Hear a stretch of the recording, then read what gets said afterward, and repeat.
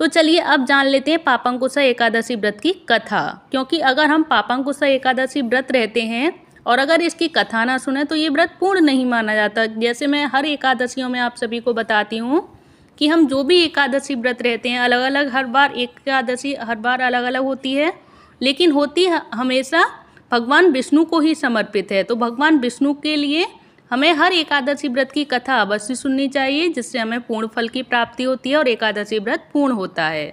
तो चलिए अब जान लेते हैं पापांकुशा एकादशी व्रत की कथा कि इसमें भगवान विष्णु ने क्या बताया है और कौन सी कथा लिखी हुई है। तो चलिए जानते हैं।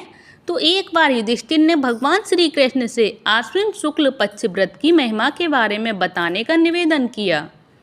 इस पर भगवान श्री कृष्ण ने कहा कि इस व्रत का नाम है पापांकुशा एकादशी व्रत है। जो व्यक्ति के पापांकुशा एकादशी व्रत रखता है जो व्यक्ति, उसके समस्त पाप और दोष विष्णु जी की कृपा से मिट जाते हैं और इस दिन भगवान पद्म नाभ की पूजा करते हैं। ये भी विष्णु भगवान का ही रूप है और उनके आशीर्वाद से व्यक्ति की हर मनोकामनाएं पूर्ण होती हैं और वह जीवन के अंत में स्वर्ग को जाता है। इतना बताने के बाद श्री कृष्ण ने युधिष्ठिर को पापांकुशा एकादशी व्रत की कथा सुनाई, जो कुछ इस प्रकार से है, जो मैं आप सभी को सुना रही हूँ। प्लीज ध्यान से और मन लगाकर सुने। ये पापांकुशा एकादशी व्रत कथा जो कि सभी पापों का नाश करने वाली है, जो कि भगवान श्री कृष्ण ने युधिष्ठिर को बताए। तो चलिए सुनते हैं। एक समय की बात है, विंध्य पर्वत पर एक बहेलिया रहता था जिसका नाम था क्रोधन। वह पापी और अधर्मी व्यक्ति था जो हिंसा करता था और बड़ा ही निर्दयी था। उसका जीवन इस प्रकार से ही व्यतीत हुआ था। समय के साथ वह भी अपने जीवन के अंतिम पड़ाव पर आ पहुंचा और अंत समय में एक दिन पूर्व यमराज के दूतों ने उसे बताया कि कल उसके जीवन का अंतिम दिन है। कल वे आकर प्राण हर लेंगे उसके और उसकी आत्मा को अपने साथ ले जाएंगे। तो यमदूतों के इस संदेश से क्रोधन बहेलिया डर गया। वह काफ़ी दुखी भी था। नरक के कष्ट और यमदूतों की यातनाओं से बचने के लिए वह वन में अंगिरा ऋषि के आश्रम में पहुंच गया। उसने अंगिरा ऋषि को प्रणाम किया और अपने साथ घटी उस घटना को बताया। उसने अंगिरा ऋषि से कहा कि वह पूरे जीवन पाप और अधर्म ही करता रहा है।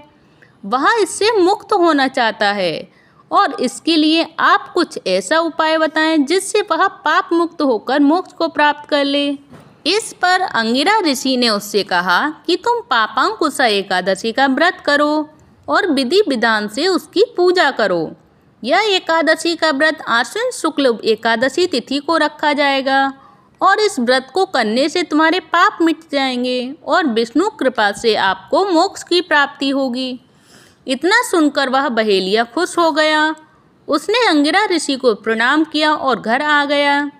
आश्विन शुक्ल एकादशी आने पर क्रोधन बहेलिया ने अंगिरा ऋषि के द्वारा बताए गए और बताए अनुसार ही पापांकुशा एकादशी का व्रत रखा और विधि विधान से पूजा की और रात में जागरण किया। अगले दिन उसने पारण करके व्रत को पूर्ण किया और पापांकुशा एकादशी के पुण्य के प्रभाव से और श्री हरि की कृपा से उस बहेलिये के सभी पाप और दोष मिट गए। जीवन के अंत में उसे मोक्ष की प्राप्ति हुई। और पापांकुशा एकादशी के दिन अन्न, जल, सोना, तिल, छाता आदि का दान किया जाता है। जो लोग इस व्रत को विधि विधान से करते हैं उनको भी मोक्ष की प्राप्ति होती है। तो देखिए, ये रही भगवान विष्णु की कृपा प्राप्ति हेतु और सभी पापों का नाश करने वाली कथा का, कि इस कथा को सुनने मात्र से ही सभी पापों का नाश होता है। तो ये है पापांकुशा एकादशी व्रत कथा। ये है सभी पापों का नाश करने वाली एकादशी व्रत कथा। तो मैं आप सभी से भी कहूँगी आप भी इस पापांकुशा एकादशी व्रत कथा को जरूर श्रवण करें। और अगर आप सभी को नहीं आती हो तो मोबाइल के ज़रिए सुनें, और अगर एक दूसरे को नहीं आती हो तो आप एक दूसरे को, अपने रिलेटिव्स को शेयर करें, जिससे सभी को और सभी ये इस पापांकुशा एकादशी का श्रवण कर पाएँ और सुन पाएँ। और आप सभी को ये कहानी और ये कथा पापांकुशा एकादशी व्रत की कथा आप सभी को कैसी लगी प्लीज़ मुझे कमेंट बॉक्स में बताइएगा। अगर अच्छी लगी हो तो प्लीज़ वीडियो को लाइक करें, चैनल को सब्सक्राइब करें। हरे कृष्णा, हरि बोल। हरे कृष्ण कृष्ण कृष्ण हरे हरे, हरे राम राम राम हरे हरे, हरे कृष्ण हरि बोल।